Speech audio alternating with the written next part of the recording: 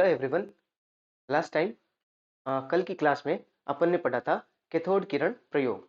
तो cathode ray tube experiment के अंदर अपन ने देख लिया था इलेक्ट्रॉन की खोज किस प्रकार हुई है, कैथोड किरणों की प्रकृति क्या होती है, इलेक्ट्रॉन पे द्रव्यमान कितना है, उसका विशिष्ट आवेश जिसको हम ई बाई एम बोल रहे थे वो कितना है। तो इन सब चीजों को अपन कल डिस्कस कर चुके थे। आज अपन डिस्कस करने वाले हैं एनोड किरणें क्या होती है। ठीक है ना। तो जैसे अपन कल बात कर रहे थे कि जो कैथोड किरणें हैं वो ऋणात्मक जो कण हैं उनसे मिलकर बनी होती है, और उन ऋणात्मक कणों को हम क्या बोल रहे थे, इलेक्ट्रॉन बोल रहे थे। तो ऐसा भी तो हो सकता है कि कुछ किरणें ऐसे हों जो धनात्मक कणों से मिलकर बनी हो। ठीक है ना। तो उन धनात्मक कणों को हमने क्या नाम दिया, क्या था क्या नहीं था, उनकी हम बात करते हैं। तो वो हम पढ़ेंगे किसके अंदर। कल हमने कैथोड किरणें पढ़ी थी, आज हम पढ़ेंगे एनोड किरणें। ठीक है। सेटअप अपना वही है जो हमने कल कैथोड किरण प्रयोग किया था, कैथोड रे ट्यूब एक्सपेरिमेंट था, उसी को हम कंटिन्यू करने वाले हैं। ठीक है। सो करते हैं कंटिन्यू। जैसे आज अपने को पढ़ना है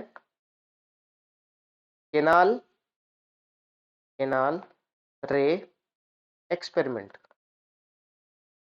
ठीक है। तो इसको हम केनाल किरण प्रयोग भी बोल सकते हैं। ठीक है ना।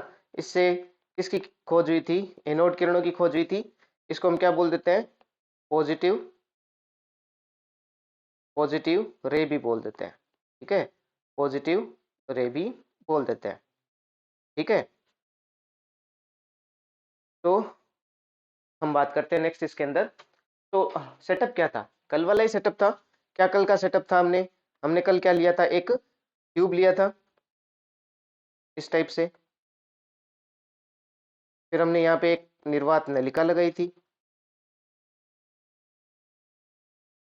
ये अपनी हो गई निर्वात नलिका। ठीक है ना। फिर अपन ने क्या करा, कल हमने यहाँ इलेक्ट्रोड लगाया था और एक इलेक्ट्रोड यहाँ पे लगाया था। फिर क्या किया था, यहाँ पे एक वोल्टेज सोर्स लगाया था। ठीक है ना, हाई वोल्टेज था यहाँ पे, और कल हमने इसको लिखा था कितना, 10,000 वोल्ट के बराबर हमने इसको लिखा था। ठीक है।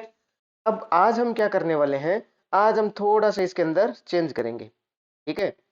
अच्छा, अब चेंज करेंगे तो क्या चेंज करने वाले हैं भाई इसके अंदर, अपन इसके अंदर चेंज करने वाले हैं। कल अपन ने क्या किया था कि अपना जो एनोड था, है ना, हमने उसमें क्या किया था, छेद किया था। तो जैसे मान लो ये आपका एनोड है, यहाँ पे आप छेद करोगे तो इधर से क्या निकलेंगी, कैथोड किरणें निकलेंगी, और पीछे की जो नली थी वहां पे क्या करेंगी, चमक उत्पन्न करेंगी। आज हम क्या करेंगे, कैथोड में ही छेद कर देंगे। ठीक है ना। तो देखते हैं कि एनोड में छेद किया तो अपने को कैथोड किरणें मिली, तो आज कैथोड में छेद करते हैं, देखते हैं क्या मिलती है। ठीक है ना। तो कैथोड के अंदर देखो क्या करते हैं, छोटा सा छेद कर देते हैं, बस यही अपन ने थोड़ा सा चेंज किया है। ठीक है ना। अच्छा, कल हमने देखा था कि ये वाला जो अपना इलेक्ट्रोड था, ये वाला है ना, जिसको हमने नेगेटिव से जोड़ा था, इस नेगेटिव वाले इलेक्ट्रोड को हमने क्या नाम दिया था, इसको हमने कैथोड बोला था। पॉजिटिव से जुड़ा हुआ जो कैथोड अपना इलेक्ट्रोड है, इसको हमने क्या नाम दिया था, एनोड। तो ये पॉजिटिव वाला तो हो गया आपका एनोड, और ये वाला हो गया अपना कैथोड। चलो इतनी बातें तो हुई। ठीक है। अब हमें पता है कि यहाँ पे क्या भरी हुई है, कुछ गैसें भरी हुई है। हमने थोड़ा सा चेंज किया, और चेंज करके क्या चेंज किया भाई, थोड़ा सा चेंज ये किया कि यहाँ पे हमने इसमें कर दिए छोटे छोटे छेद, है ना। जैसे ये अपना ये छेद कर दिए हमने कैथोड के अंदर।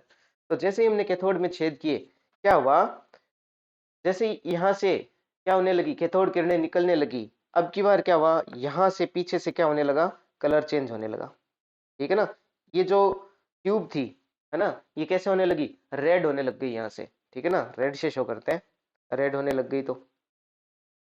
तो ये कैथोड अपनी यहाँ से जो ट्यूब थी कैसे होने लग गई, रेड होने लग गई। अब ये रेड क्यों होने लग गई भाई, सीधा सा रीजन रहा होगा कि पक्का यहाँ पे कोई ना कोई किरणें क्या हो रही है आके इस जगह पे। ठीक है ना, है ना। ये जो किरणें हैं लगातार इस तरफ से आ रही होंगी, और लगातार क्या हो रहा है, इस जगह पे टकरा रही होंगी। तो जब लगातार इस जगह पे टकराएंगी और लगातार इस किरण, ये जो ट्यूब है, कांच की नलिका है, इसको क्या मिल रही है, ऊर्जा मिल रही है, तो इस वजह से ये रेड होने लग गई होगी, है ना। तो ऐसा निष्कर्ष निकाला गया कि पक्का कोई ना कोई किरणें इधर से आ रही है, ऐसे ऐसे किरणें आ रही है, और ऐसे किरणें आने की वजह से ये किरणें यहाँ टकरा रही है। ठीक है ना। ये किरणें क्या हो रही है, इस एरिया में टकरा रही है। ठीक है ना, इस एरिया में टकरा रही है।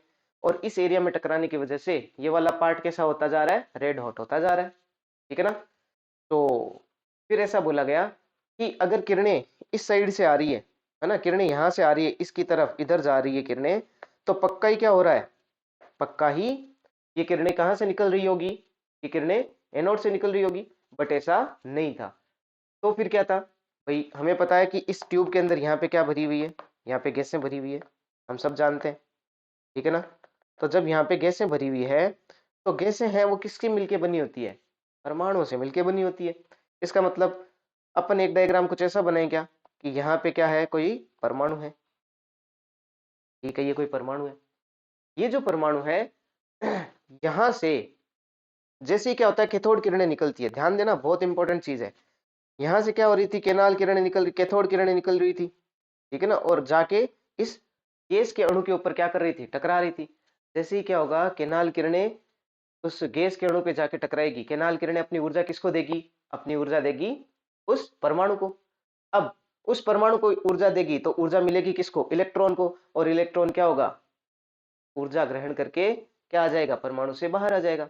और जैसे ही वो परमाणु से बाहर आएगा, अब क्या होगा, क्या बन जाएगा वो गैसियस परमाणु, वो जो गैसीय एटम था, ये अपना क्या था, गैसियस एटम था। ये गैसियस एटम किस में कन्वर्ट हो जाएगा, ये कन्वर्ट हो जाएगा, कन्वर्टेड इनटू आयन, ठीक है ना। ये किस में कन्वर्ट हो जाएगा, आयन में कन्वर्ट हो जाएगा। और जैसे ही आयन में कन्वर्ट होगा, मतलब ये पहले उदासीन था, इसमें से इलेक्ट्रॉन निकला, तो इस पे ऊपर क्या आ जाएगा, धनात्मक आवेश आ जाएगा। और जैसे ही इस पे धनात्मक आवेश होगा, कैथोड कैसा है, ऋणात्मक आवेशित, आपका गैसियस एटम कैसा है, धनात्मक आवेशित। तो क्या होगा, ये आपका गैसियस एटम किसकी तरफ गति करेगा, किसकी तरफ गति करेगा, ये गति करेगा कैथोड की तरफ।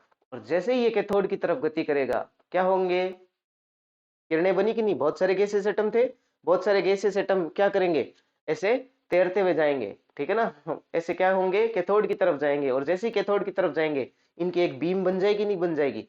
और वो जो बीम है वही क्या होती है, वो जो आपने यहाँ पे लगा रखा था, है ना, वो जो आपने क्या लगा रखा था, यहाँ पे कैथोड लगा रखा था, उसमें हमने छेद किया था, वो बीम इधर से आई, आने के बाद में क्या हुआ, इसके अंदर से गुजरी, इधर से निकली, पीछे जाके टकरा गई। और पीछे जाके टकराने से आपकी ट्यूब कैसे हो गई, रेड हॉट हो गई, ठीक है। तो इसका मतलब क्या हुआ कि वो जो गैसेस एटम थे वही जाके पीछे टकरा रहे थे, और किसका निर्माण कर रहे थे, केनाल किरणों का निर्माण कर रहे थे, ठीक है। तो मैं बोल सकता हूँ कि ये जो केनाल किरणें हैं, ये किससे मिलकर बनी होती है, गैसेस एटम जो थे उन्हीं से मिलकर बनी है। और गैसेस एटम कैसे थे, धनात्मक थे। तो मैं बोल सकता हूँ कि केनाल किरणों की प्रकृति कैसी होती है, धनात्मक, ठीक है। तो ये इंपॉर्टेंट चीज है। तो फर्स्ट पॉइंट अपन इसके अंदर लिख लेते हैं, फर्स्ट पॉइंट लिखते हैं इसके अंदर, ये किरणें क्या होती है, ये किरणें धनावेशित धनावेशित कणों से बनी होती है, सेकंड, ये कैसे गति करती है, सीधी रेखा में गति करती है, जब तक कि आप क्या नहीं लगाओगे, विद्युत और चुंबकीय क्षेत्र नहीं लगाओगे। अगर आपने विद्युत क्षेत्र लगा दिया, तो पक्की क्या होंगी, ऋणात्मक प्लेट की तरफ क्या होंगी, आकर्षित होंगी, क्योंकि ये किरणें होती खुद कैसी हैं, धनात्मक आवेशित होती है। तो मैं बोल सकता हूं कि ये किरणें कैसे होती है, ये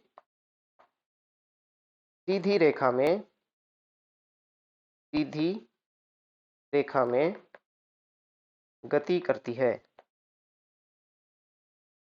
ये सीधी रेखा में क्या करती है, गति करती है। चलो ये भी हो गया। विद्युत क्षेत्र लगाओगे तो क्या होंगी, धनात्मक आवेशित है, तो नेगेटिव प्लेट की तरफ आकर्षित हो जाएंगी, ठीक है ना। तो मैं बोल देता हूं, ये विद्युत क्षेत्र की विद्युत क्षेत्र की उपस्थिति में कौन सी ऋणात्मक प्लेट को बोल सकता हूं, नेगेटिव नेगेटिव प्लेट की ओर क्या होती है, प्लेट की ओर विस्थापित होती है, विस्थापित होती है। ठीक है, चलो इनका विस्थापन करके दिखाते हैं कैसे विस्थापित होती है भाई। तो बात करते हैं अपन, मान लो अपन ने ये सेटअप लगाया,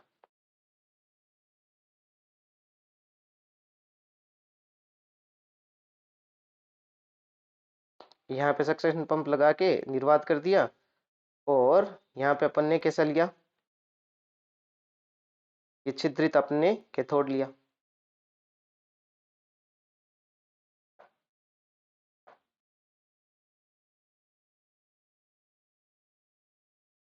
ये ऐसा करके अपना सेटअप है। यहाँ पे गैसेस परमाणु होंगे, ठीक है ना, इसमें से इलेक्ट्रॉन निकल गया, धनात्मक आवेशित हो गए।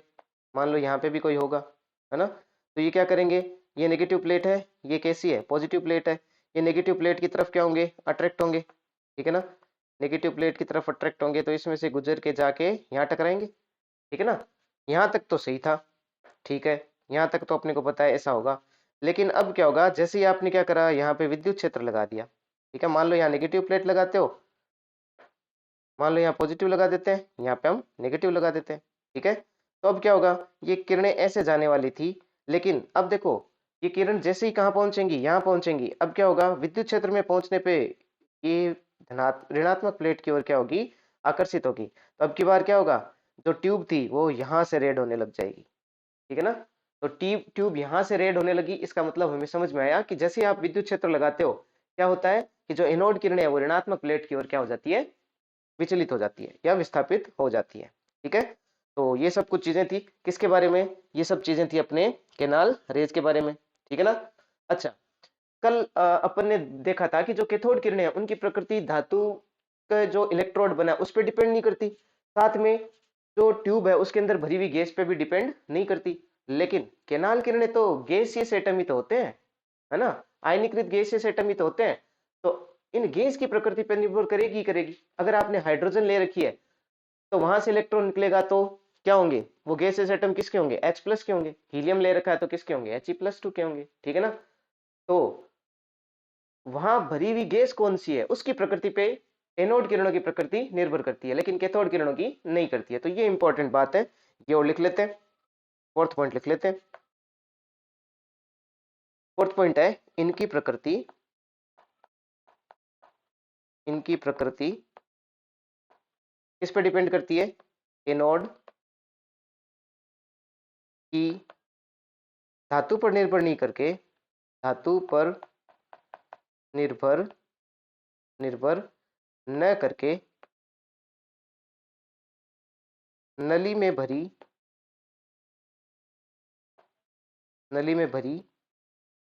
गैस की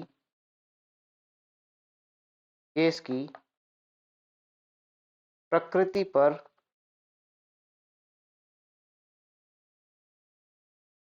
निर्भर करती है।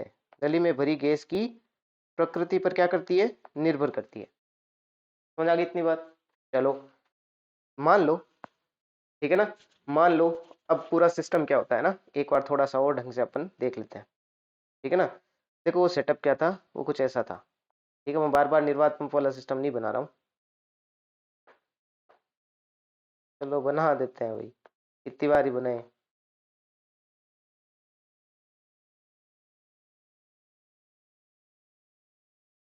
ये अपना सेटअप है, ये अपन ने क्या ले रखा है, छिद्रित कैथोड ले रखा है, और ये अपन ने क्या लगा रखा है, वोल्टेज सोर्स लगा रखा है। अब होता क्या है कि यहाँ पे मान लो कोई गैसियस एटम था, ये कोई गैसियस एटम था, जैसे ही क्या हुआ, कैथोड किरणें आके टकराई इस पे, है ना, ये कैथोड किरणें आई इससे, और ये जैसे ही आके टकराएगी, जैसे ही गैसियस एटम पे टकराएगी, गैसियस एटम को ऊर्जा मिलेगी, ऊर्जा मिलते ही उसमें से क्या निकल जाएगा, इलेक्ट्रॉन निकल जाएगा, ठीक है ना।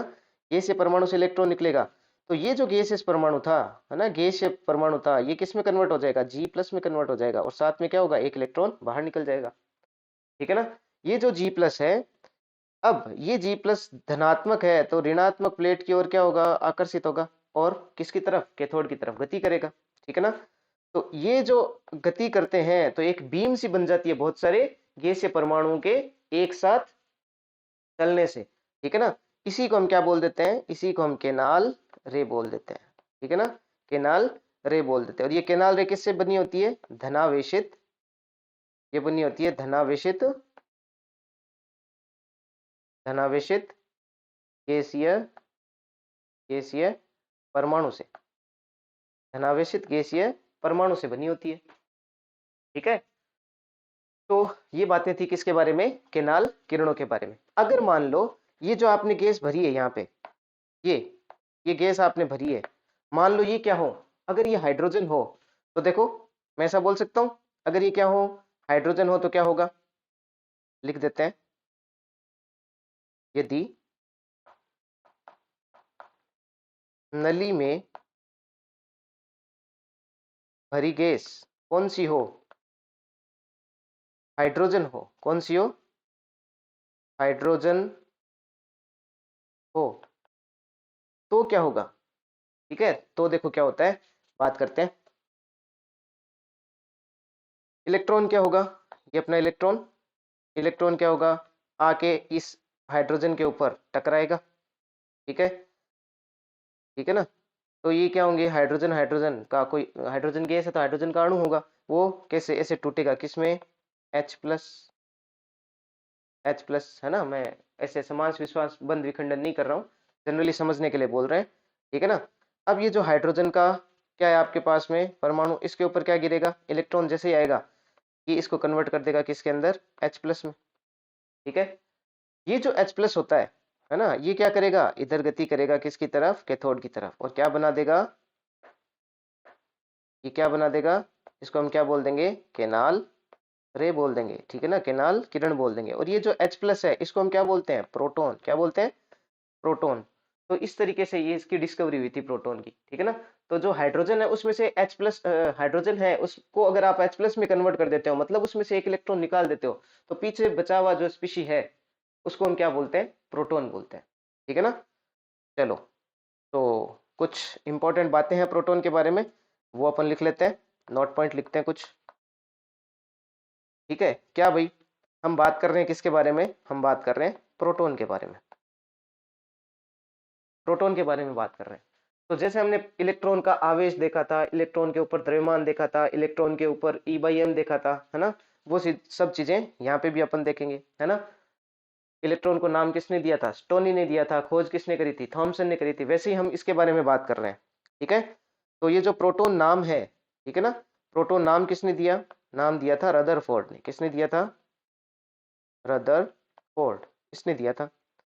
इसकी खोज, ये जो एक्सपेरिमेंट पीछे किया था ना, जो हमने बात करी, जो एक्सपेरिमेंट जिसमें हमने कैथोड के अंदर छेद किए थे, है ना, कल हमने एनोड में छेद किया था, आज वाली क्लास में हम बहुत बात कर रहे हैं कैथोड में हमने छेद किया, और हमने किसकी खोज करी, एनोड किरणों की खोज करी थी, केनाल किरणों की खोज करी थी, है ना। ये वाला एक्सपेरिमेंट गोल्डस्टीन ने किया था, और गोल्डस्टीन ने ही इस बेस पे किसको खोज करी थी, प्रोटॉन की खोज, है ना। तो इस बेस पे हम बोल सकते हैं कि जो गोल्डस्टीन है उसने खोज करी है किसकी, प्रोटॉन की।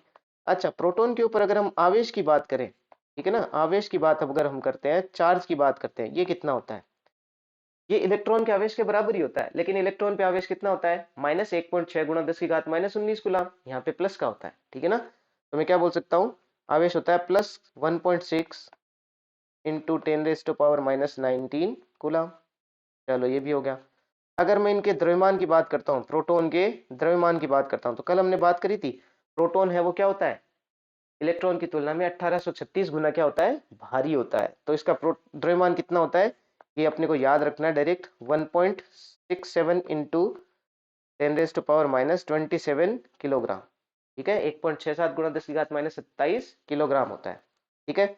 अच्छा, कल हमने E/m की भी बात करी थी, है ना, किसकी E/m की बात करी थी, हमने E/m की बात करी थी इलेक्ट्रॉन के E/m की।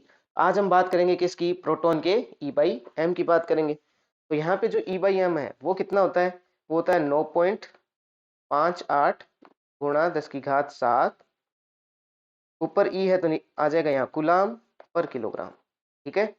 अच्छा, ये होता है किसका, प्रोटॉन का E/m। तो ये कुछ बेसिक चीजें हैं जो अपने को याद करनी पड़ेगी, ठीक है ना। चलो, ये हो गया अपना। नेक्स्ट हम बात करते हैं, नेक्स्ट हम बात करते हैं अल्फा कण की। ठीक है, चलो अल्फा कण की बात कर लेते हैं।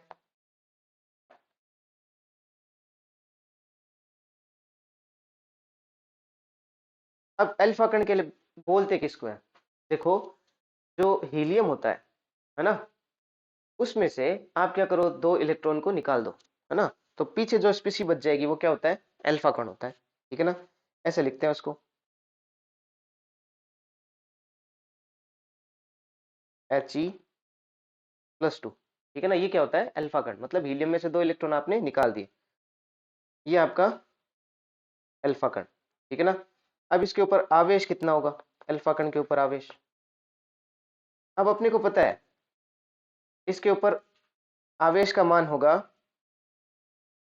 प्लस का 2 है ना, अगर प्लस का 1 हो तो कितना? 1.6 इंटू 10⁻⁻19, और 2 प्लस का है तो 2 से गुणा कर दो, तो 2 गुणा कितना हो जाएगा? 1.6 गुणा 10⁻⁻19 गुलाम। ये तो हो गया इसके ऊपर क्या? आवेश। अगर मैं इसके द्रव्यमान की बात करूं, अल्फा कण के द्रव्यमान की बात करता हूं, तो अल्फा कण का जो द्रव्यमान होता है ना, हीलियम इसको ऐसे लिखते हैं 2He4। ठीक है ना, अब आप जानते हो इतनी चीजें तो, कि ये जो नीचे 2 लिखा है ये तो क्या है? परमाणु क्रमांक है, और ये जो ऊपर यहाँ 4 लिखा है, ये 4 क्या है? द्रव्यमान संख्या है।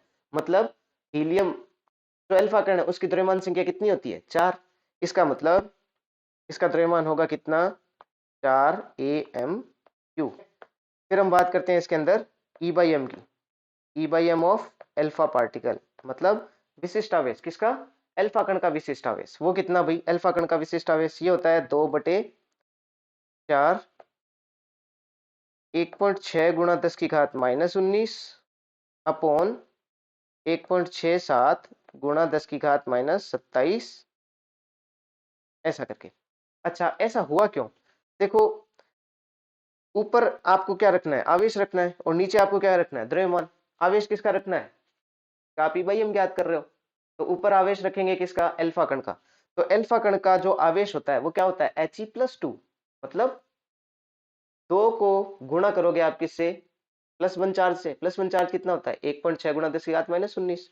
तो देखो, 2 से गुणा किया आपने, 2 इंटू 1.6 गुणा 10⁻⁻19, ये हो गया, बिल्कुल हो गया। अब देखो नीचे आप क्या कर रहे हो? द्रव्यमान। अभी हमने लिखा था द्रव्यमान कितना होता है? 4 AMU होता है। ठीक है ना, तो द्रव्यमान 4 हमने लिखा यहाँ पे 4, इंटू क्या लिख दिया? इंटू 1 AMU का लिख दिया 1.67 इंटू 10⁻⁻27। ठीक है, तो ये हो गया आपका क्या? E/m का मान। ठीक है ना, इसको अगर आप सोल्व करते हो तो सोल्व करेंगे तो 2/4 तो हो गया 1/2, और इसको सोल्व करोगे तो ये वैल्यू आएगी आपकी 9.58 गुणा 10⁻7 गुलाम पर किलोग्राम। ठीक है, ये वाली वैल्यू आ जाएगी। ठीक है, तो अल्फा कण का जो E/m है वो कितना होता है? वो होता है 1/2 इंटू 9.58 इंटू 10⁻7 गुलाम पर किलोग्राम। अब आप इसको क्या कर लेना, फर्दर अगर सोल्व करना चाहो तो सोल्व कर सकते हो, बाकी कहीं कोई काम आएगा न्यूमेरिकल वगैरह में तो यहाँ से अपना काम चल जाएगा। ठीक है, तो ये था अपना। नेक्स्ट हम बात करेंगे, ये तो हमने बात करी किसकी? प्रोटॉन की। अब हम बात करेंगे किसकी? न्यूट्रॉन की। न्यूट्रॉन की खोज कैसे हुई? देखो, न्यूट्रॉन की खोज के लिए हमने बेरिलियम के ऊपर बम्बार्डिंग कराई थी। किसकी? अल्फा पार्टिकल की, है ना। अल्फा पार्टिकल क्या होते हैं? 2He4। ठीक है ना, तो हमें क्या मिला? एक तो हमें मिला कार्बन, और एक साथ में एक छोटा और कण मिला था। वो जो कण था ना, वो कैसा था? न तो धनात्मक प्लेट की तरफ जा रहा था, न ऋणात्मक प्लेट की तरफ जा रहा था, उसकी प्रकृति थी उदासीन, तो उसको नाम दिया गया न्यूट्रॉन। ठीक है ना, न्यूट्रल था इसलिए उसको नाम दिया गया न्यूट्रॉन। इसकी खोज का श्रेय किसको जाता है? खोज का श्रेय जाता है चैडविक को। इसकी खोज का श्रेय जाता है चैडविक को। नाम भी किसने दिया था? नाम भी किसने दिया? चैडविक ने दिया। ठीक है ना, नाम भी किसने दिया था? चैडविक ने ही दिया था। फिर देखो हुआ क्या, बेरिलियम था, बेरिलियम का परमाणु, ये बेरिलियम का परमाणु होता है, इस पे हमने क्या करा? 2He4 का बम्बार्डिंग कराई, तो क्या बना? 6C12, एक कार्बन का परमाणु बना, और साथ में ही ये बना, ये। ठीक है ना, एक कण ऐसा बना। इस कण को बाद में क्या नाम दिया गया? न्यूट्रॉन नाम दिया गया। न तो ये विद्युत क्षेत्र से प्रभावित हो रहा था, और ना ही ये चुंबकीय क्षेत्र से प्रभावित हो रहा था। ठीक है ना, तो इसकी अगर मैं भार की बात करता हूं, तो इसका जो भार है वो कितना होता है, वो होता है 1.675 गुणा 10⁻⁻24 ग्राम। ठीक है, तो ये लगभग कितना, 1 AMU इतना ही होता है। ठीक है ना, लगभग 1 AMU के ही बराबर होता है। तो प्रोटॉन और न्यूट्रॉन है, उन दोनों के द्रव्यमान कैसे होते हैं, लगभग बराबर होते हैं।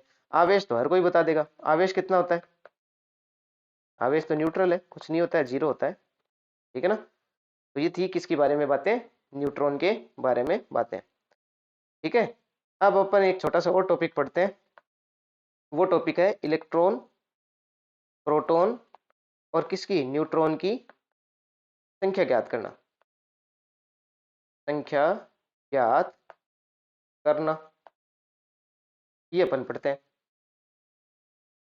अब किसी भी परमाणु के अंदर कितने प्रोटॉन है ये कैसे पता चलता है, ये पता चलता है उसके परमाणु क्रमांक से। ठीक है ना, अब थ्योरेटिकली अपने को वैसे ही पता चलेगा, परमाणु क्रमांक तो अपने को याद होते हैं भाई, अपने को पता है 17 पे क्लोरीन आता है, 21 पे स्कैंडियम आता है ना, 30 पे जिंक आता है, तो अपने को सब चीजें पता होती है ना। परमाणु क्रमांकों के बारे में जानकारी है अपने को, पीरियोडिक टेबल के अंदर अपने परमाणु क्रमांक सबके दिए हुए हैं, तो इन चीजों के बारे में अपने को जानकारी है। तो जिसका जितना परमाणु क्रमांक होता है ना, उसका उतना ही क्या होता है, उसमें उतने ही प्रोटॉन होते हैं। जैसे मैं अगर कार्बन की बात करूं, है ना, तो मैंने बोला कार्बन, कार्बन के लिए बोला कि कार्बन के प्रोटॉन बताओ कितने, तो भाई कुछ नहीं करना है, उसका परमाणु क्रमांक देख लो कितना होता है भाई, सबको पता है 6 होता है, तो प्रोटॉन भी उसमें कितने होंगे, 6 ही होंगे। मैंने बोला क्लोरीन में प्रोटॉन बताओ, तो परमाणु क्रमांक जितना उतना ही प्रोटॉन, परमाणु क्रमांक कितना होता है 17, तो प्रोटॉन भी कितने हो जाएंगे, 17 ही हो जाएंगे। ठीक है ना, तो ये कोई बड़ी बातें नहीं है ना, तो प्रोटॉन तो उतने ही होंगे। अच्छा इलेक्ट्रॉन, देखो इलेक्ट्रॉन जो होते हैं ना, वो उदासीन परमाणु में उतने ही होते हैं जितने प्रोटॉन होते हैं। जैसे मान लो कार्बन का अपने पास में उदासीन परमाणु है ना, उदासीन परमाणु समझ रहे हो, मतलब न तो उसके ऊपर क्या है धनात्मक आवेश है, न उसके ऊपर क्या है ऋणात्मक। जैसे मान लो मेरे को उदासीन परमाणु लिखना है, ठीक है ना, तो मैं उदासीन को कैसे लिखूंगा, कुछ ऐसे लिखूंगा, ये कार्बन का उदासीन परमाणु। अगर मेरे को इसको क्या करना है, उदासीन नहीं रखना है, तो या तो इलेक्ट्रॉन निकालूंगा या इलेक्ट्रॉन जोड़ूंगा। अगर मैं इलेक्ट्रॉन निकाल देता हूं तो C+ बन जाएगा, जोड़ देता हूं तो C- बन जाएगा।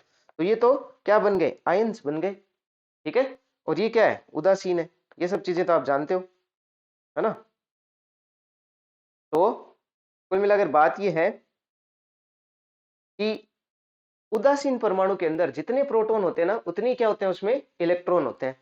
तो लिख लेते हैं परमाणु के लिए, ठीक है ना, फर्स्ट पॉइंट लिख लेते हैं परमाणु के लिए। अगर मैं परमाणु के लिए बात करूंगा, तो जो परमाणु क्रमांक है, परमाणु क्रमांक, उसको रिप्रेजेंट करते हैं किससे, Z से। ठीक है, ये बराबर किसके होते हैं, नंबर ऑफ प्रोटॉन के लिए। तो नंबर ऑफ प्रोटॉन के लिए मैंने लिख दिया NP, और इतनी क्या होते हैं, नंबर ऑफ इलेक्ट्रॉन होते हैं। ठीक है ना, अगर परमाणु आपका उदासीन है तो उसमें प्रोटॉन जितने होंगे उतने ही क्या होंगे, इलेक्ट्रॉन, और वही उसका क्या होगा, परमाणु क्रमांक। अगर मैं परमाणु भार की बात करूं, परमाणु भार की बात करूं, तो उसको A से रिप्रेजेंट करते हैं। ठीक है ना, A से दर्शाते हैं। और ये क्या होता है, किसी भी परमाणु का भार जो होगा, है ना, परमाणु में हमने बात करी अभी, कितने अपरमाणु कण है, प्रोटॉन है, न्यूट्रॉन है और इलेक्ट्रॉन है। अब हमें पता है कि परमाणु है उसमें प्रोटॉन, इलेक्ट्रॉन और न्यूट्रॉन है। अगर मैं इन सब को द्रव्यमानों को ऐड कर दूं, प्रोटॉन के द्रव्यमान को, न्यूट्रॉन के द्रव्यमान को, इलेक्ट्रॉन के द्रव्यमान को, तो ओवरऑल किसका द्रव्यमान आ जाएगा, परमाणु का द्रव्यमान। क्योंकि अपने को पता है कि प्रोटॉन जो है वो इलेक्ट्रॉन से कितना गुना भारी है, 1836 गुना, 1837 भी लिखा हुआ मिलता है एनसीईआरटी में, 1837 है 9th क्लास में, है ना। तो जो चीज 1837 गुना भारी है, उसके सामने इलेक्ट्रॉन कितना सा होगा, हल्का सा होगा, तो हम उसको क्या कर सकते हैं, नगण्य मान सकते हैं, है ना, हम उसको नगण्य मान लेते हैं। ठीक है ना, तो जो प्रोटॉन है, वो प्रोटॉन और न्यूट्रॉन, इन दोनों का द्रव्यमान लगभग समान होता है। तो इन दोनों के द्रव्यमान को अगर हम ऐड कर देते हैं, जोड़ देते हैं, तो किसका द्रव्यमान आ जाता है, परमाणु द्रव्यमान आ जाता है। ठीक है ना, अब इलेक्ट्रॉन भी जोड़ना चाहिए, बट इलेक्ट्रॉन नगण्य है उसका द्रव्यमान, तो हम इसके कंपैरिजन में उसको काउंट करते नहीं है। ठीक है ना, तो जो परमाणु भार है उसको A से रिप्रेजेंट करते हैं, और निकालते कैसे हैं, प्रोटॉन और न्यूट्रॉन जो है उनको क्या कर दो, ऐड कर दो, आपको क्या मिल जाएंगे, परमाणु भार मिल जाएगा।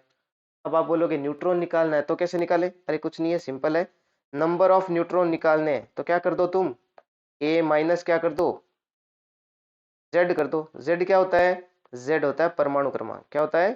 परमाणु क्रमांक। ठीक है ना। तो द्रव्यमान संख्या में से परमाणु क्रमांक घटा दो, क्या मिल जाएगा? न्यूट्रॉनों की संख्या मिल जाएगी। ठीक है, परमाणु क्रमांक याद होते ही हैं अपने को। ठीक है, चलो ये तो था परमाणु के लिए। अब अगर आपको ये बात किसके लिए पूछ ली जाए? अणु के लिए पूछ ली जाए। किसके लिए पूछ ली जाए? अणु के लिए। ठीक है ना, अणु के लिए पूछ ली जाए तो आप क्या करेंगे भाई? तो भाई देखो, number of neutron, number of proton निकालने हैं, मतलब प्रोटॉनों की संख्या निकालनी है। तो क्या करोगे? Number of proton number of electron के क्या होते हैं? बराबर होते हैं। और वो कितने होंगे? सभी परमाणु क्रमांकों का क्या कर दो? सभी परमाणु क्रमांकों को क्या कर दो? योग कर दो। ठीक है ना। जैसे मान लो आपके पास में कोई एग्जाम्पल है, एग्जाम्पल आपको पूछा O2 में कितने कितने प्रोटॉन हैं? O2 में कितने प्रोटॉन है? तो भाई सिंपल सा है, O2 में प्रोटॉन बताने, मतलब ये अणु है, तो अणु है तो क्या करोगे? सभी परमाणु है उनका क्या कर दोगे? उनका परमाणु क्रमांकों का योग कर दोगे। ठीक है ना, समेशन ऑफ परमाणु क्रमांक करोगे। तो यहाँ पे परमाणु कितने हैं ऑक्सीजन के? दो परमाणु है ना, एक ऑक्सीजन O2 मतलब दो परमाणु है, मतलब ऐसा है O प्लस O। इसमें प्रोटॉन कितने हैं? परमाणु क्रमांक देख लो कितना है। ऑक्सीजन का परमाणु क्रमांक कितना होता है? 8। तो ऑक्सीजन में कितने होंगे? 8 प्रोटॉन। इसमें कितने होंगे? 8 प्रोटॉन। दोनों के प्रोटोनों को अगर जोड़ देते हो तो तुम्हें क्या मिल जाएगा? अणु के अंदर प्रोटॉन मिल जाएंगे। तो कितने हो गए? टोटल 16 प्रोटॉन हो गए। ठीक है ना, टोटल कितने हो गए? 16 प्रोटॉन। तो इस तरीके से निकालना है। ठीक है ना। अच्छा, अगर आपको बोल दे कि नंबर ऑफ न्यूट्रॉन निकालो, किसके अंदर? अणु के अंदर। तो कुछ नहीं करना है, उस अणु के सभी परमाणु भारों को क्या कर देना? जोड़ देना। तो समेशन ऑफ परमाणु भार कर देना, माइनस क्या कर देना? समेशन ऑफ परमाणु क्रमांक कर देना। समेशन ऑफ परमाणु क्रमांक कर देना। ठीक है, कुछ नहीं करना है। जैसे मान लो आपको क्या बताना है, यही क्वेश्चन ले लेते हैं वापस एग्जांपल। O2 में क्या बताने? O2 में न्यूट्रॉन कितने हैं ये बताओ, है ना। O2 के न्यूट्रॉन बताओ। तो number of neutron equal to summation of परमाणु भार। परमाणु भार बताओ कितना होता है एक ऑक्सीजन का? परमाणु भार के लिए क्या करते हैं? नंबर ऑफ न्यूट्रॉन और नंबर ऑफ प्रोटॉन को क्या करते हैं? ऐड करते हैं। और वैसे अपने को परमाणु द्रव्यमान याद होता है, परमाणु भार याद होता है ऑक्सीजन का कितना होता है? 16 होता है। ठीक है ना। तो ये कितना हो गया? एक ऑक्सीजन परमाणु का 16 आ रहा है, तो दो ऑक्सीजन परमाणु है ना यहाँ। तो परमाणु भार कितना हो गया O2 का? O2 का परमाणु भार कितना हो गया? एक ऑक्सीजन परमाणु का 16, तो दो का कितना हो गया? 32, क्योंकि यहाँ पे O2 अणु के अंदर दो परमाणु है, तो 32 माइनस समेशन ऑफ परमाणु क्रमांक, मतलब आपको क्या करना है? परमाणु क्रमांकों का योग करना है। ठीक है ना। तो परमाणु क्रमांक है कितने यहाँ पे? भाई ऑक्सीजन ऑक्सीजन है ना, ऑक्सीजन का परमाणु क्रमांक 8, दो ऑक्सीजन है तो कितना हो जाएगा? 16। तो number of neutron equal to कितने हो गए? 16 न्यूट्रॉन हो गए। कितने हो गए? 16 न्यूट्रॉन। तो ये हो गया आपके पास में 16 न्यूट्रॉन। ठीक है ना। तो इस तरीके से O2 के अंदर 16 न्यूट्रॉन होते हैं। ठीक है, और 16 इसमें प्रोटॉन होते हैं, इसीलिए इसका परमाणु द्रव्यमान कितना होता है? 32 होता है। तो प्रोटॉन और न्यूट्रॉन के द्रव्यमानों को जोड़ दो, सॉरी, प्रोटॉन और न्यूट्रॉन की संख्या को जोड़ दो, आपको द्रव्यमान संख्या मिल जाएगी। ठीक है, तो इस तरह से आपको अणु के लिए काउंट करना है। ठीक है, चलो नेक्स्ट हम पढ़ते हैं आयन के लिए। थर्ड, आयन के लिए पढ़ते हैं। आयन के लिए, इसके लिए क्या करना होगा भाई? इसके लिए क्या करना है? देखो, नंबर ऑफ प्रोटॉन मतलब प्रोटॉनों की संख्या निकालनी है, तो क्या करना है? परमाणु क्रमांक, परमाणु क्रमांक, या फिर क्या कर दोगे? समेशन ऑफ परमाणु क्रमांक। आप बोलोगे कि सर यही तो आपने किस में करा था? परमाणु के लिए करा था, है ना। और यही आपने, ये वाला फॉर्मूला तो आपने परमाणु के लिए लिखा था, ये वाला फॉर्मूला आपने अणु के लिए लिखा था। तो भाई बिल्कुल यही करना आपको। अगर आपका कोई परमाणु में से आयन बना है, तो परमाणु जो आपका क्रमांक है जितना, जैसे मान लो नाइट्रोजन है, इसका आपने आयन बना दिया N माइनस, है ना। इसमें प्रोटॉन पूछे हैं तो कुछ नहीं बताना है, सीधा परमाणु क्रमांक बताओ। अगर आपको N2, इसका आपने क्या बनाया? आयन बना दिया, है ना। तो उसका क्या बना दो, उसका सीधा परमाणु क्रमांकों को समेशन ऑफ परमाणु क्रमांक, मतलब जितने भी परमाणु हैं उन सब के परमाणु क्रमांकों को क्या कर दो, जोड़ दो। सिंपल सा है, ठीक है ना। तो इस तरीके से करना है, ठीक है ना। तो इसमें बताओ किसमें, इसमें कितने प्रोटॉन हो जाएंगे ना, परमाणु क्रमांक है 7 प्रोटॉन हो गए। इसमें कितने हो जाएंगे, इसमें 14, क्योंकि एक नाइट्रोजन का 7 दूसरे नाइट्रोजन का 7, तो कितने हो गए, 14 हो गए, ठीक है ना। तो इस तरीके से आयन के लिए निकालना आपको। चलो आयन के लिए हम क्या निकाल देंगे, आयन के लिए इस तरीके से अपन निकाल देंगे नंबर ऑफ प्रोटॉन, मतलब प्रोटॉनों की संख्या। अच्छा अब आपको पूछ ले कि न्यूट्रॉनों की संख्या निकालनी है, तो कैसे निकालोगे, परमाणु भार, परमाणु भार माइनस क्या कर दोगे, परमाणु क्रमांक। ये तो क्या, अगर आपका आयन कैसा है, परमाणु से बनाया हुआ है, अगर अणु से बनाया हुआ है तो या हम क्या करेंगे, समेशन ऑफ ए, मतलब परमाणु द्रव्यमानों का योग माइनस क्या कर देंगे, परमाणु क्रमांकों का योग, ठीक है। नंबर ऑफ इलेक्ट्रॉन, इलेक्ट्रॉनों की संख्या निकालनी हो तो क्या करेंगे, परमाणु क्रमांक में से क्या कर दोगे, परमाणु क्रमांक में से माइनस कर दोगे किसको, आवेश को, ठीक है। ये तो बात करेंगे किसके लिए, अगर आपका आयन परमाणु का है। अगर आपका आयन अणु का है तो नंबर ऑफ इलेक्ट्रॉन निकालने के लिए क्या करेंगे, जितने भी परमाणु क्रमांक है समेशन ऑफ परमाणु क्रमांक माइनस क्या कर दोगे, आवेश कर दोगे, ठीक है। सिंपल सिंपल चीजें, इसमें ये कोई बड़ी बातें नहीं है, ठीक है ना। तो एक क्वेश्चन कर लेते हैं, उससे क्लियर हो जाएगा, फिर हम आगे बढ़ जाएंगे, ठीक है ना। चलो क्वेश्चन है अपना, सीओ अणु में, सीओ अणु में न्यूट्रॉनों की संख्या और प्रोटॉनों की संख्या ज्ञात करो, न्यूट्रॉनों की संख्या और प्रोटॉनों की संख्या ज्ञात करो, ठीक है। तो आप इसको पॉज करो और फिर करो, कितना आता है।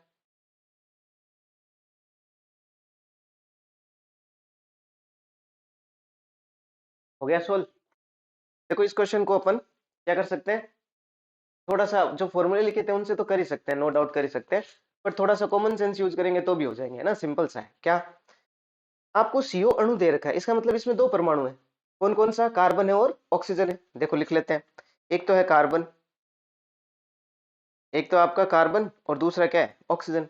इसमें आपको नंबर ऑफ प्रोटॉन बताने, हमें पता है ना किसी भी परमाणु में प्रोटॉनों की संख्या परमाणु क्रमांक के बराबर होती है, सीधी सी बात है। तो यहाँ पे अगर कार्बन है तो उसमें प्रोटॉन कितने होंगे, 6 होंगे, क्योंकि परमाणु क्रमांक कितना होता है, 6। ऑक्सीजन है उसमें प्रोटॉन कितने होंगे, 8, क्योंकि परमाणु क्रमांक कितना है, 8। तो यहाँ पे प्रोटॉन लिख लेते हैं, कितने हैं, 6 प्रोटॉन है, और यहाँ पे प्रोटॉन कितने हैं, 8 प्रोटॉन है, ठीक है। तो कितने हो गए टोटल, 14 प्रोटॉन हो गए। सिंपल था, इसमें कोई फॉर्मूला लिखे तो भी कोई नहीं है, हो तो जाएगा उससे वैसे ही, ठीक है। चलो नंबर ऑफ न्यूट्रॉन देखते हैं, है ना। अब देखो कार्बन का परमाणु द्रव्यमान कितना होता है, कार्बन का परमाणु द्रव्यमान कितना होता है, 12 होता है ना। एक टेबल है, ये आपको याद करनी पड़ेगी, ठीक है ना। अगर आपको ये टेबल चाहिए तो कमेंट सेक्शन में आप कमेंट कर देना कि हमें ये टेबल नहीं मिल रही है, आप ये दे दो, क्योंकि 9th क्लास में 11th क्लास की जो बुक्स है एनसीईआरटी की, वहां पे ये अवेलेबल हो जाएगी, ठीक है ना। 11th क्लास का तो सेकंड चैप्टर है, और 9th क्लास का फोर्थ और थर्ड चैप्टर जो है उसमें मिल जाएगा, ठीक है ना। और अगर किसी को डायरेक्ट लेना है टेलीग्राम पे मैं डाल दूंगा, ठीक है ना, लिंक है उसका टेलीग्राम का, वो डिस्क्रिप्शन में दिया हुआ है, तो वहां से कर लेना। लेकिन कमेंट कर देना कि सर ये चाहिए तो डालूंगा मैं, ठीक है ना। तो कुल मिलाकर ये है, अपने को इसमें बताने प्रोटॉनों की संख्या, है ना। तो ये तो अपन बता चुके हैं, न्यूट्रॉन बताने। तो जो कार्बन है उसका द्रव्यमान होता है 12, है ना, परमाणु द्रव्यमान 12 है, परमाणु क्रमांक 6 मतलब प्रोटॉन 6, और प्रोटॉन और न्यूट्रॉन को जोड़ते हैं तो क्या मिलता है, द्रव्यमान मिलता है। द्रव्यमान संख्या 12, प्रोटॉनों की संख्या कितनी है, 6। तो 6 में कितना जोड़ेंगे कि 12 मिले, 6 जोड़ेंगे, इसका मतलब न्यूट्रॉन कितने हो गए, 6। तो कार्बन में न्यूट्रॉन कितने हैं, 6 न्यूट्रॉन है, प्लस ऑक्सीजन में न्यूट्रॉन, ऑक्सीजन का परमाणु द्रव्यमान होता है 16, 8 इसके प्रोटॉन है, तो 8 इसमें न्यूट्रॉन होंगे तभी तो 16 होंगे। तो इसमें 8 ही क्या होते हैं, 8 ही होते हैं इसमें न्यूट्रॉन। तो टोटल न्यूट्रॉनों की संख्या कितनी हो गई, 16 इसके अंदर। अच्छा सॉरी, 6 न्यूट्रॉन है और इसके 8 न्यूट्रॉन है, तो 8 और 6 14 हो जाते हैं ना। जस्ट अ मिनट, इसको लिख लेते हैं। ये कितने हो गए आपके? 14 न्यूट्रॉन हो गए, ठीक है ना। तो कुल मिलाकर ये अपना आंसर था। कॉमन सेंस से हम कर सकते हैं इसको। चलो फॉर्मूला से करते हैं। Number of proton equal to formula number of electron, यही था। तो क्या हो जाएगा इसके अंदर? 6 प्लस 8, भाई एक कार्बन में 6 है, ऑक्सीजन में 8 है, तो टोटल कितने हो गए? 14। नंबर ऑफ न्यूट्रॉन निकालने हैं तो हम क्या करते हैं? परमाणु द्रव्यमानों का योग, है ना, समेशन ऑफ परमाणु द्रव्यमान। तो परमाणु द्रव्यमान किस किस का? अणु के अंदर तो कार्बन भी है, ऑक्सीजन भी है, तो परमाणु द्रव्यमान ऑक्सीजन का माइनस क्या कर देंगे? प्रोटोनों की संख्या कर देंगे, ठीक है ना। प्रोटोनों की संख्या भी निकाल ही ली। तो एसी का मतलब कार्बन का परमाणु द्रव्यमान कितना होता है? 12। ऑक्सीजन का कितना होता है? 16। तो कितने हो गए? माइनस नंबर ऑफ प्रोटॉन तो अभी निकालें, ये यहाँ पे निकालें, है ना, ये रहे। तो नंबर ऑफ प्रोटॉन हमने निकाल लिए, तो ये कितना आ गया अपना? क्या आ गया आपका? 14। तो नंबर ऑफ न्यूट्रॉन कितना आ जाएगा? 14 आ जाएगा, ठीक है ना। तो इसमें कोई बड़ी बातें नहीं है, सिंपल सा है, इसमें कोई ज्यादा दिमाग लगाने वाला था भी नहीं, फॉर्मूला वाला कुछ था भी नहीं, ठीक है ना। अब की बार वाला जो क्वेश्चन है वो थोड़ा सा ठीक है इससे, वो करके दिखाओ आप। क्या क्वेश्चन है? हम ई बाई एम पढ़े थे पीछे, है ना। तो हम कंपेयर करते हैं इलेक्ट्रॉन का, प्रोटॉन का, न्यूट्रॉन का, अल्फा कण का, है ना, इनको करते हैं। तो क्वेश्चन है निम्नलिखित कणों के लिए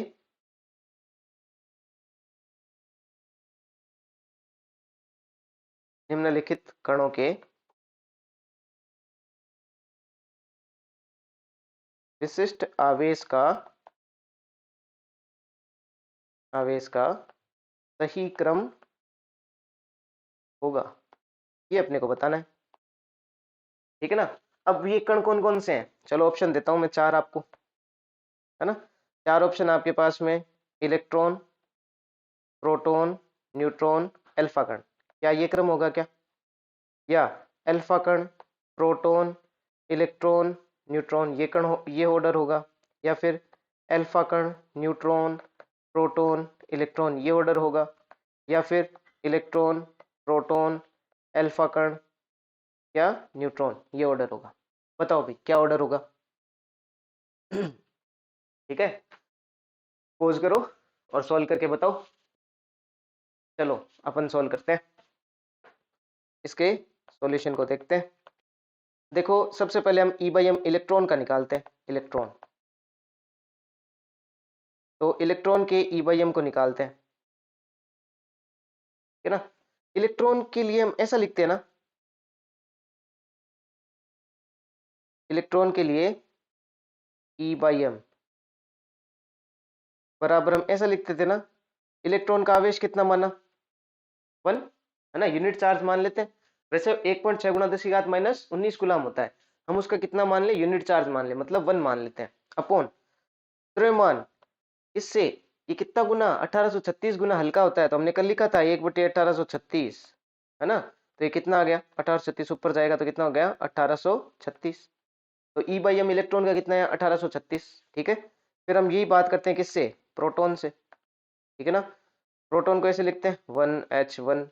इसके लिए आपने को निकालना है ई बाई एम। प्रोटॉन का आवेश, भाई इलेक्ट्रॉन के आवेश को हमने इकाई मान के लिया है, तो उस पे -1 होता है, इस पे कितना आएगा? प्लस का 1। तो 1 अपॉन द्रव्यमान 1836 गुना हल्का होता है ना इलेक्ट्रॉन, तो 1836 को हम कितना मान सकते हैं? यूनिट, है ना। तो 1/1 लिख लेते हैं। देखो हमने क्या करा है, हमने जो प्रोटॉन का द्रव्यमान है उसको 1 माना, और इलेक्ट्रॉन के द्रव्यमान को उससे 1836 गुना हल्का माना था। तो हमने क्या कर दिया था, इलेक्ट्रॉन का जो आवेश था, सॉरी द्रव्यमान था, उसको कितना कर दिया? 1/1836 कर दिया। तो उस हिसाब से अगर इलेक्ट्रॉन का द्रव्यमान 1/1836 है, तो उस हिसाब से प्रोटॉन का कितना होगा? 1 होगा ना, क्योंकि ये कितना है? उससे 1836 गुना भारी है। तो ऐसे लिख सकते हैं ना, 1/1836, ये तो किसका हुआ? इलेक्ट्रॉन का द्रव्यमान। तो मैं इसको 1836 गुना भारी होता है ना, तो 1836 से गुना करूंगा तो ये कितने हो जाएंगे? 1 हो जाएगा ना। तो ये आ गया आपका कितना? तो 1। तो प्रोटॉन का कितना आ जाता है आपका? 1 आ जाता है। चलो और कौन था? इलेक्ट्रॉन था, प्रोटॉन था, और था अपने पास में न्यूट्रॉन। क्या था? न्यूट्रॉन। न्यूट्रॉन को कैसे लिखते हैं? 0 and 1। मतलब इसका ई बाई हम देखेंगे तो ई बाई एम हमें पता है, इसके ऊपर कोई आवेश नहीं होता, तो ई की जगह लिख दिया 0। एम क्या? एम तो प्रोटॉन के आवेश द्रव्यमान के बराबर ही होता है। प्रोटॉन का द्रव्यमान हमने 1 लिया, तो ये 0/1 कितना आ जाएगा आपका? 0। अब बचता है अपना कौन? अल्फा कण। अल्फा कण को हम कैसे लिखते हैं? 2He4। ठीक है ना। इसका आपको क्या ज्ञात करना है? ई बाई एम। भाई इसके ऊपर आवेश कितना होता है? द्विधनावेशित हीलियम का जो कण होता है वही अल्फा कण होता है, मतलब He+2। मतलब आपने हीलियम में से दोनों इलेक्ट्रॉन को निकाल दिया, चार्ज कितना हो गया? +2। तो ये हमने लिखा चार्ज इसका कितना? 2 अपॉन द्रव्यमान, हमने पीछे बात करी थी 4m ही होता है इसका, तो ये हो गया 4। तो इसको सोल्व करोगे कितना आएगा? 1/2। तो भाई देख लो सबसे ज्यादा किसका आ रहा है? सबसे ज्यादा 1836 इलेक्ट्रॉन का, उसके बाद में उसका एक प्रोटॉन का, फिर उसके बाद में अल्फा कण, और उसके बाद में 0। तो सबसे ऊपर कौन आना चाहिए? सबसे ऊपर इलेक्ट्रॉन। उसके बाद में आना चाहिए भाई 2 नंबर पे प्रोटॉन। उसके बाद में कौन आना चाहिए? अल्फा कण आना चाहिए। और उसके बाद में कौन आना चाहिए? न्यूट्रॉन। ठीक है। तो ये वाला ऑप्शन कहाँ मिलता है भाई? ये वाला ऑप्शन तो अपने को डी ऑप्शन में मिल रहा है। ठीक है। तो अपना करेक्ट आंसर हो जाएगा डी। ठीक है। तो इस तरीके से हम क्या कर सकते हैं? इस क्वेश्चन को सोल्व कर सकते हैं। ठीक है। चलो फिर हम करते हैं नेक्स्ट हम बात करते हैं, क्वेश्चन और लिखते हैं। एक क्वेश्चन लिखते हैं।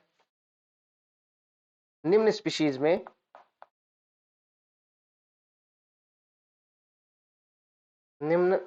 में इलेक्ट्रॉन, प्रोटॉन, न्यूट्रॉन की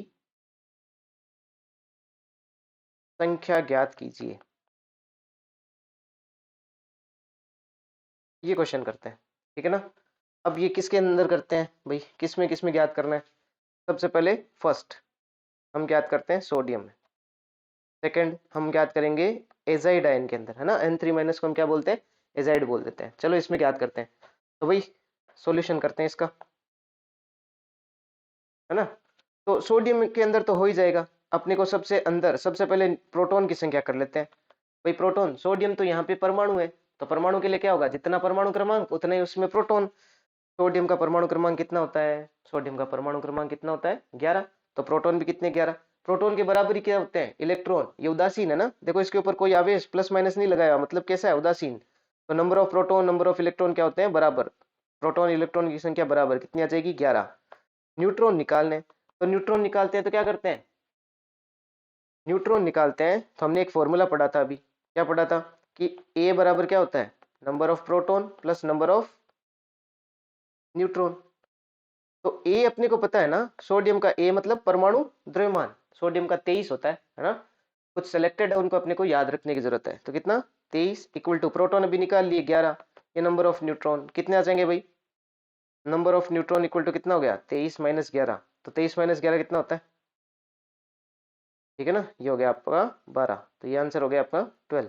ठीक है ना। कुछ नहीं था। चलो इसका सॉल्यूशन है ना एजाइड वाले का, है ना। इसका देखते हैं।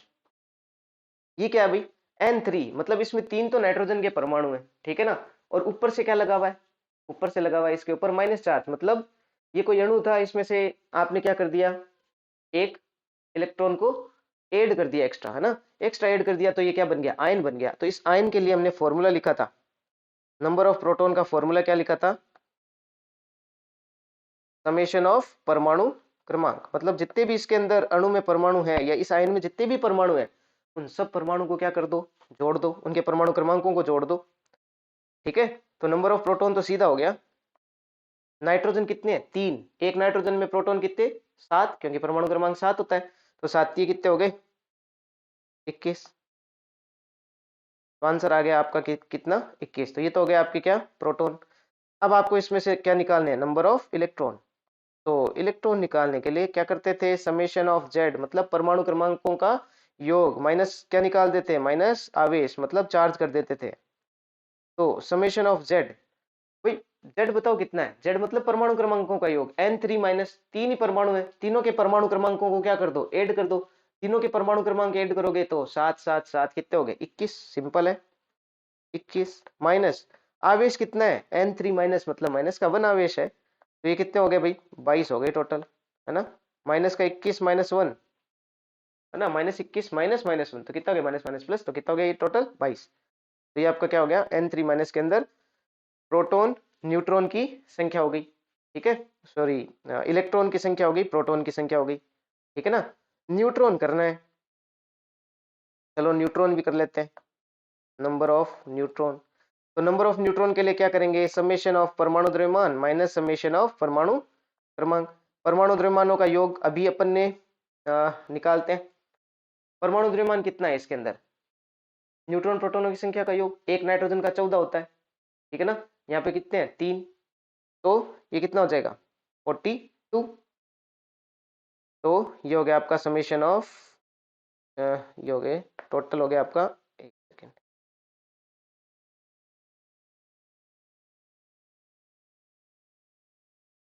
ये टोटल हो गया आपका 42 माइनस जेड कितना है, 3 है ना परमाणु नाइट्रोजन के, तो एक का 7, दूसरे का 7, तीसरे का 7, तो टोटल कितने हो गए 21, ये टोटल हो गया आपके 21, ठीक है, तो कितना आ गया भाई 21 आ गया, ठीक है, तो न्यूट्रॉन इसमें कितने हो जाएंगे, टोटल 21 हो जाएंगे, ठीक है ना। तो ये था अपना क्वेश्चन, ठीक है। अब कुछ छोटे मोटे फैक्ट्स देख लेते हैं, है ना, जो भी हमें बहुत बार पूछे जाते हैं, जो हमने कल बात करी भी थी। क्या फैक्ट्स हैं, फैक्ट्स लिख लेते हैं। देखो फर्स्ट तो ये है कि इलेक्ट्रॉन का, कल हमने बात करी थी, इलेक्ट्रॉन का आवेश किससे निकाला था, मिलिकन तेल बूंद प्रयोग से निकाला था, ठीक है ना। इलेक्ट्रॉन का आवेश किससे निकाला गया, मिलिकन ऑयल ड्रॉप एक्सपेरिमेंट से ज्ञात किया गया। चलो ये भी हो गया। सेकंड, एक कूलम आवेश में इलेक्ट्रॉनों की संख्या पूछते हैं, है ना, वो 6.25 गुना 10 की घात माइनस, सॉरी 10 की घात 25 होती है, 10 की घात 18, 6 पॉइंट, एक कूलम आवेश में, एक कूलम आवेश में इलेक्ट्रॉन ये कितने होते हैं, 6.25 गुना 10 की घात 18 इलेक्ट्रॉन होते हैं। अच्छा, फिर क्या पूछते हैं, एक मोल इलेक्ट्रॉन पर आवेश कितना होता है, एक मोल इलेक्ट्रॉन पर आवेश कितना होता है, ये होता है 96,500 कूलम, तो क्या बोल देते हैं, एक फेराडे बोल देते हैं, ठीक है ना। एक कूलम आवेश में इलेक्ट्रॉनों की संख्या कैसे निकालते हैं, ये सिंपल सा फॉर्मूला निकाल लेते हैं, Q इक्वल टू क्या होता है, Q equal to N E होता है, ठीक है ना। ये Q क्या है, आवेश, तो एक कूलम में निकालना है तो एक लिख देते हैं, एन का मतलब इलेक्ट्रॉनों की संख्या है, इनटू ई इलेक्ट्रॉन का आवेश है, तो 1.6 गुना 10 की घात -19 कूलम, ये अपने को पता होता है। तो एन इक्वल टू कितना हो जाएगा, एक कूलम अपॉन 1.6 गुना 10 की घात -19, ठीक है ना। ये भी कूलम, ये भी कूलम, कूलम कूलम कट जाएगा, नंबर बच जाएगा, ठीक है ना। इसको ऐसे लिख सकते हैं ना, यहाँ से पॉइंट हटाओगे तो ऊपर कितना आएगा 10/16, और नीचे कितना रह गया आपका, इंटू 10 की घात -19। इसको मैं ऐसे लिख दूं क्या, 10 की घात -19 ऊपर जाएगा तो कितना हो जाएगा, 10 गुणा 10 की घात 19, 10 की घात 19 को ऐसे लिख दूं क्या, 10 गुणा 10 की घात 18 लिख सकता हूँ, डिवाइडेड बाई कितना 16, 100 को 16 से डिवाइड कर लेना, कितना आएगा 6.25 आएगा, गुणा 10 की घात 18। तो एक कूलम आवेश में इलेक्ट्रॉनों की संख्या कितनी, 6.25 गुणा 10 की घात 18 होती है, ठीक है ना। तो इनको इतना बड़ा याद करने की, मतलब डिराइव करने की जरूरत नहीं है, सीधा याद कर लो, काम आ जाएगा, ठीक है। चलो, तो ये सब चीजें थी जिनके बारे में अपने को पढ़ना था, ठीक है। तो आज की क्लास में अपन ने क्या क्या पढ़ा भाई, आज की क्लास में अपन ने केनाल रे एक्सपेरिमेंट पढ़ा था, है ना, जिससे अपने क्या बोला था, पॉजिटिव किरणें भी बोला था। और ये जो पॉजिटिव किरणें हैं, इन पॉजिटिव किरणों से हम अपन ने क्या, किसकी डिस्कवरी करी, प्रोटॉन की डिस्कवरी करी। अगर यहाँ पे हाइड्रोजन गैस भरी हुई होती है उस ट्यूब के अंदर, तो जो किरणें बनती हैं, उन किरणों का निर्माण किससे होता है, प्रोटॉन से होता है, ठीक है ना। तो इस तरीके से किसकी खोज हुई थी, प्रोटॉन की खोज हुई थी। इनकी कुछ हमने प्रॉपर्टीज पढ़ी, फिर प्रोटॉन नाम किसने दिया, इलेक्ट्रॉन किसने दिया, और ये अल्फा कण वगैरह इनके बारे में अपने पढ़ा, E/m वगैरह पढ़ा, इलेक्ट्रॉन प्रोटॉनों की संख्या ज्ञात करना ये पढ़ा, कुछ न्यूमेरिकल्स किए हैं, ठीक है ना, और एक आधे 3 फैक्ट देखे अपन ने, ठीक है ना। तो ये सब चीजें आज की क्लास में अपन ने करी है। तो नोट्स लिखने की वैसे ही जरूरत नहीं है, क्योंकि ये सारे नोट्स आपको कहाँ मिल जाएंगे, टेलीग्राम चैनल पे मिल जाएंगे, और उस टेलीग्राम चैनल का लिंक कहाँ दिया हुआ है, उस टेलीग्राम चैनल का लिंक डिस्क्रिप्शन के अंदर दिया हुआ है, ठीक है। तो अगर आपको इसमें कोई प्रॉब्लम होती है तो नीचे कमेंट कर देना, उसका रिजोल्व कर लेंगे, ठीक है। तो पढ़ते रहिए, कल मिलते हैं। अच्छा, उससे पहले आपके बहुत सारे फ्रेंड्स होंगे जो लैब असिस्टेंट की प्रिपरेशन कर रहे हैं, आप चैनल को शेयर कर सकते हैं उनके साथ।